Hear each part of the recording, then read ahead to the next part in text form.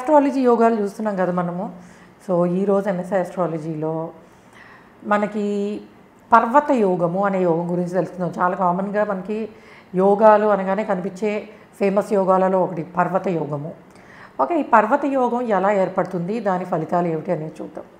యూజువల్గా పర్వత యోగము నెంబర్ 1 రూల్ ఏంటంటే శుభగ్రహాలు కేంద్ర స్థానాలలో.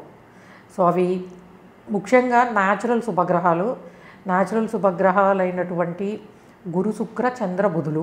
కానీ లగ్నాతు శుభగ్రహాలు కూడా, సో లగ్నాతు శుభగ్రహాలు కానీ, ముఖ్యంగా లగ్నాతు శుభగ్రహాలు కన్నా న్యాచురల్ శుభగ్రహాలు కేంద్ర స్థానాలలో ఉన్నప్పుడు, సో ఏమిటి కేంద్ర స్థానాలు?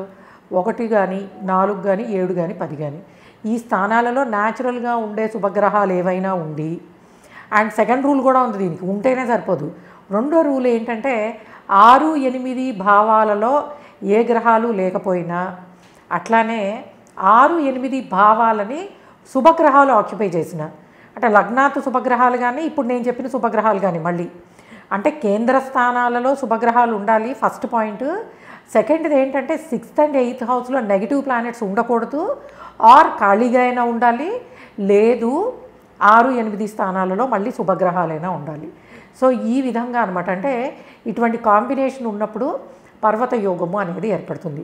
మరి పర్వత యోగ ఫలితాలు ఏమిటి అంటే, యూజువల్గా వీళ్ళు అంటే ఈజీ గోయింగ్ పీపుల్ అని చెప్పచ్చు.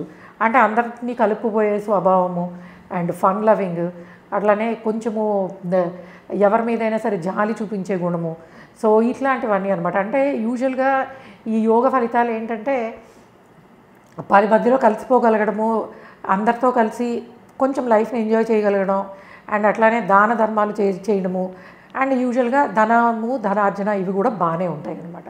సో ముఖ్యంగా ఈ యోగ ఫలితం అంతా కూడాను మన కమ్యూనికేషన్కి సంబంధించిన విషయాలని, వాళ్ళు ఎంత బాగుంటారు, ఎంత ఫన్, అంటే how they generate fun and మిగిలిన వాళ్ళతో ఎలా కలుస్తారు, ఇటువంటి ఫలితాలని ఇచ్చే యోగము ఈ పర్వత యోగం అని చెప్పచ్చు. ముఖ్యంగా ఈ శుభగ్రహాలలో మనకి బుధుడితోటి యోగం ఇంకా స్ట్రాంగ్గా ఉండే అవకాశం ఉంది, బికాజ్ ఆయనకి సిమిలర్ క్వాలిటీస్ ఉంటాయి కాబట్టి. సో ఓకే గైస్, ఇది పర్వత యోగము ఎలా ఏర్పడుతుంది. అండ్ మనం 2 రకాలుగాను చూడాలి.